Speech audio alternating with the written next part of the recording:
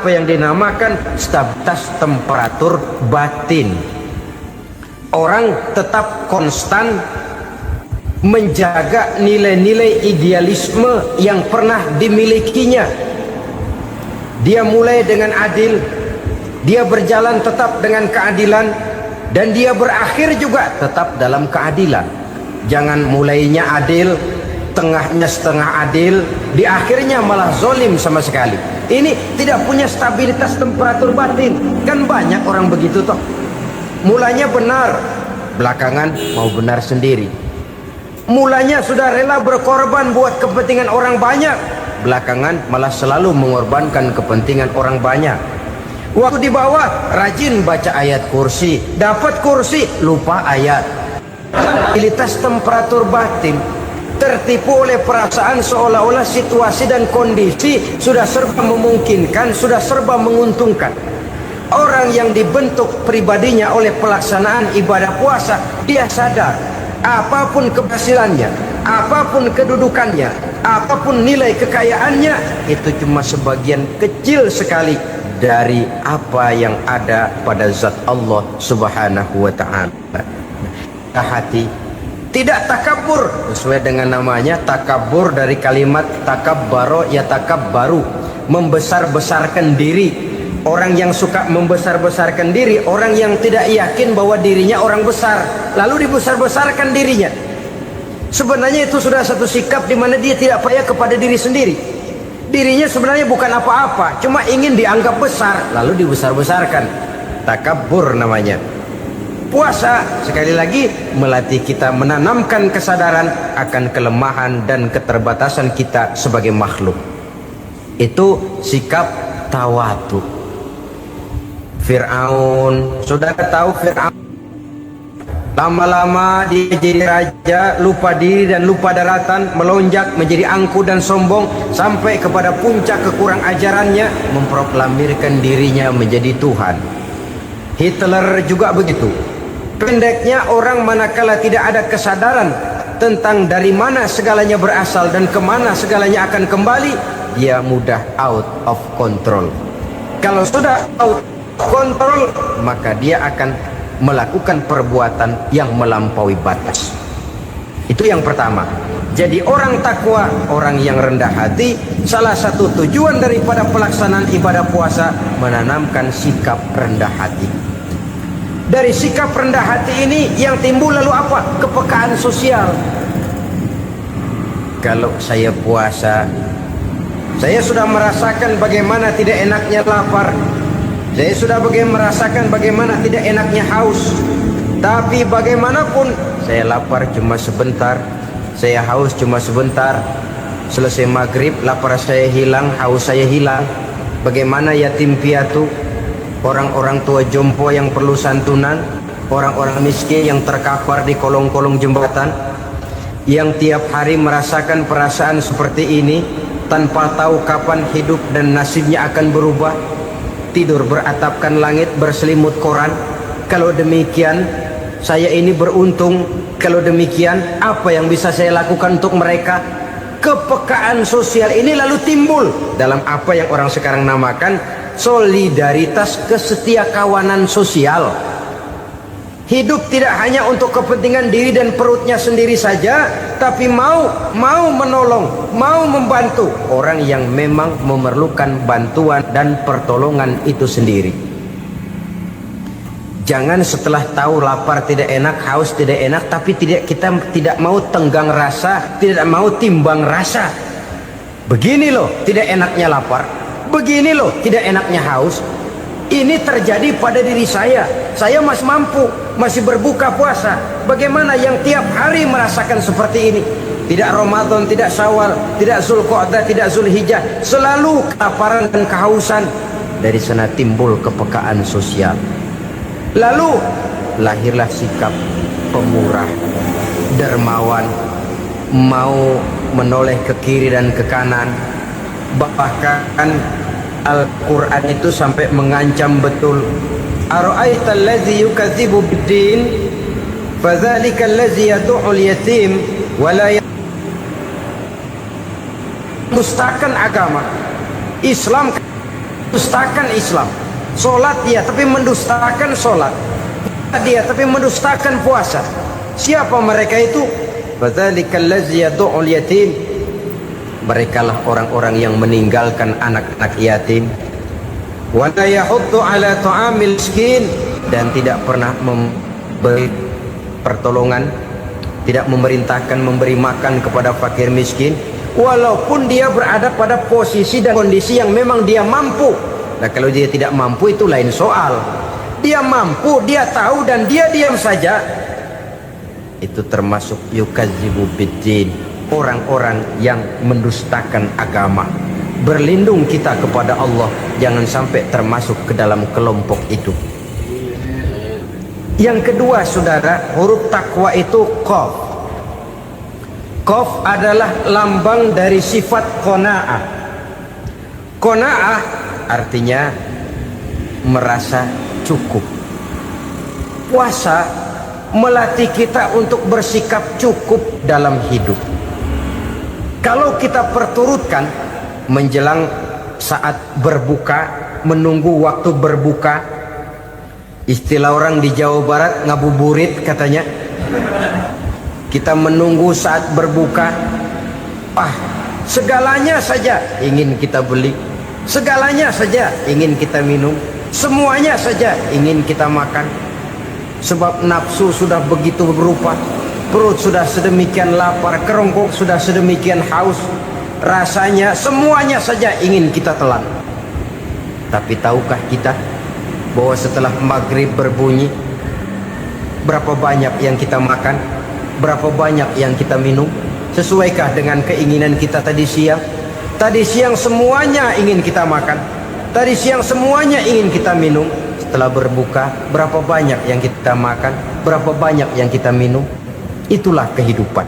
Segalanya ingin kita kuasai, segalanya ingin kita punyai, tapi berapa sih yang benar-benar kita perlukan? Maka orang kaya adalah orang yang hidupnya cukup.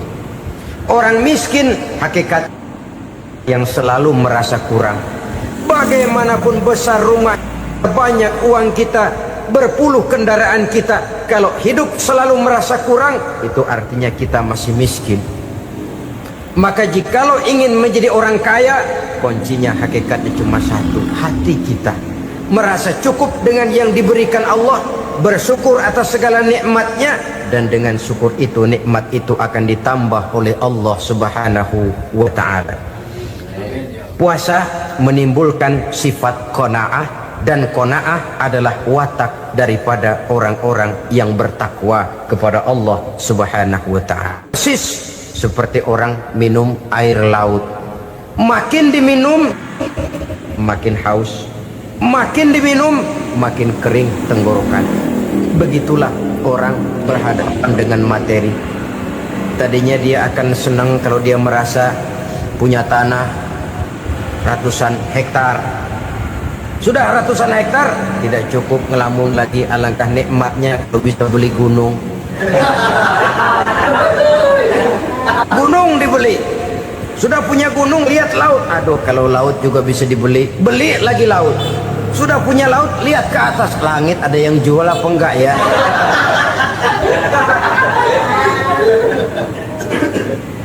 Seperti orang berhadapan dengan air laut yang makin diminum makin membuat kita haus dan makin kering tenggorokan ini.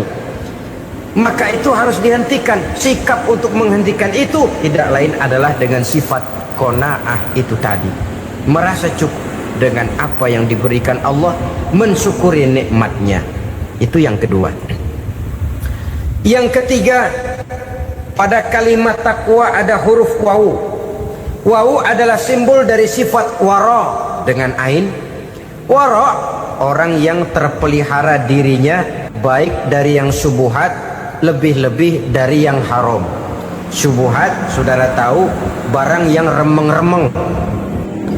Tapi sungguh pun remeng-remeng, kira-kira prosentasenya 70-30. 70% haram, 30% kemungkinan halalnya. Maka yang syubhat lebih baik dijauhi daripada diambil.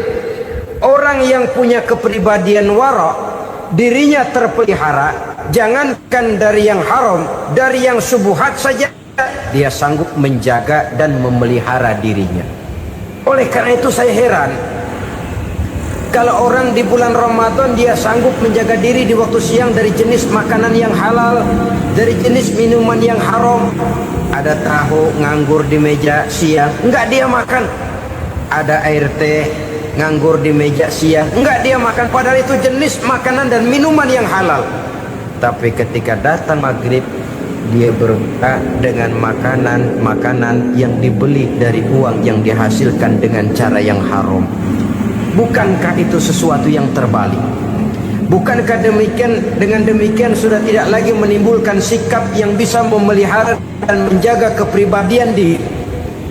Orang yang membiasakan diri terpelihara dari yang syubhat apalagi yang haram, maka baik yang dipakainya, yang diminumnya, yang dimakannya terdirilah dari barang-barang yang baik yang dihalalkan oleh agama. Wara. Kemudian yang keempat, pada huruf kalimat takwa ada huruf yakin. Huruf ya simbol dari sifat yakin. Orang yang puasa dibentuk kepribadiannya mempunyai satu keyakinan yang tangguh, dan keyakinan adalah ciri daripada orang yang takwa. Kita lihat yang dipanggil melaksanakan ibadah puasa ini kan iman. Karena memang sulit untuk melaksanakan puasa kalau tidak iman yang jadi dasar. Setidaknya seperti sudah pernah saya sampaikan, ibadah puasa ini memang sulit terkena penyakit show. Kalau kita sholat barangkali terangsang karena kelihatan orang lain. Kalau kita pergi haji mungkin jadi sugesti karena orang banyak tahu. Kalau kita bayar kita jadi terangsang karena banyak orang lihat. Tapi kalau sudah puasa itu kan yang tahu cuma kita dan Allah saja. Ya, kita sholat, orang lain lihat, kita jadi rada semangat. Kita pergi haji, orang lain banyak ngantar, kita semangat. Kita bayar zakat, orang lain banyak saksikan, kita bersemangat. Tapi kita puasa, siapa yang mau nyaksiin kita puasa? Siapa yang mau memuji kita puasa? Siapa yang mau menyanjung kita puasa? Itu cuma urusan kita dan Allah. Oleh karenanya dasar daripada pelaksanaan ibadah yang harus mencetik tenggorokan segalanya jadi nikmatan. Tidak ada kerja yang lebih indah selain kerja yang didasarkan kepada satu keyakinan bahwa yang kita kerjakan itu adalah sesuatu yang benar. Dalam hal ini sesuatu yang diperintahkan oleh Allah Subhanahu wa taala kepada kita.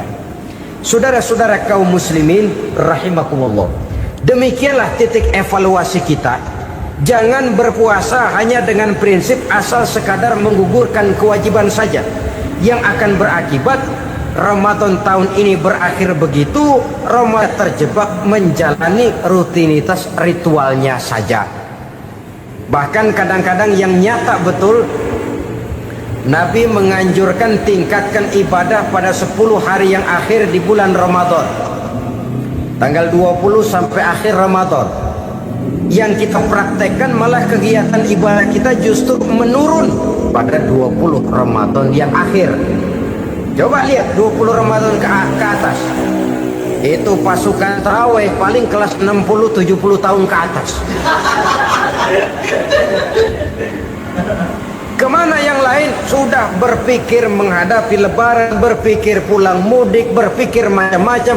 Akibatnya konsentrasi ibadah lalu buyar. Dianjurkan Rasul tingkatkan ibadah pada 10 hari yang terakhir. Kita malah makin ke akhir makin lancip.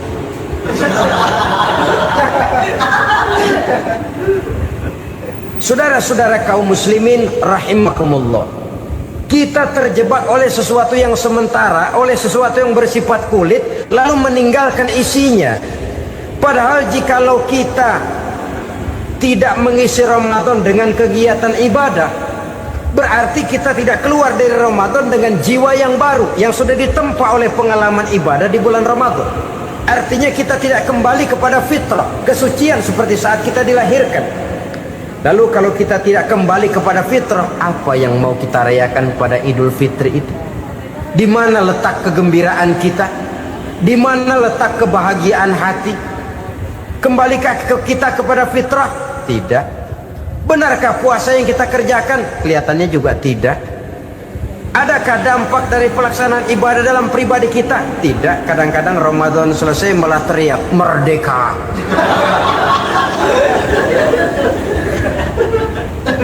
Kalau tadinya Ramadan dia merasa terhalang, mau keluar siang, mau makan siang, bulan puasa, mau minum siang, bulan puasa, mau gandengan, bulan puasa. Ramadan selesai, kibarin bendera, teriak merdeka. Lalu kembali merajalela. Saudara-saudara, dampaknya tidak akan kelihatan. Padahal puasa yang baik, la'allakum tattaqun, membentuk manusia yang bertakwa kepada Allah Azza wa Jalla. Nah, sekarang apa kemudahan dan keistimewaan yang akan diberikan Allah kepada mereka yang sampai kepada tingkat takwa ini? Al-Quran menjelaskan, pertama, may yattaqillaha yaj'al lahu makhraja. Barang siapa yang bertakwa kepada Allah Subhanahu wa taala, maka dia akan diberikan makhraja. Makhraja itu jalan keluar dari segala macam kesulitan. Jalan keluarnya ada saja. Menurut ukuran kemampuan dia tidak mungkin, mustahil, tidak bisa, mana mungkin.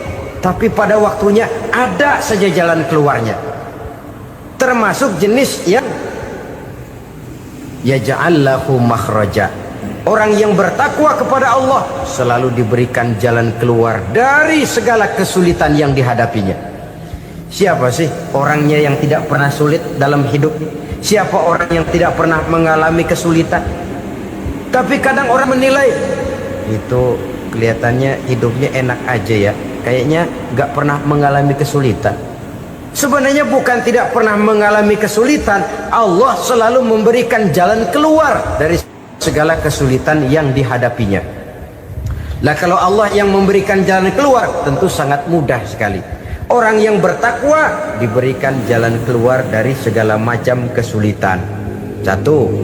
Yang kedua, wa yarzuqhu min haitsu la yahtasib.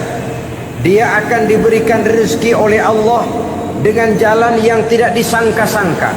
Rezekinya datang dengan cara yang tidak disangka-sangka. Gajinya mungkin kecil, tapi penghasilannya gede. Kan itu yang penting.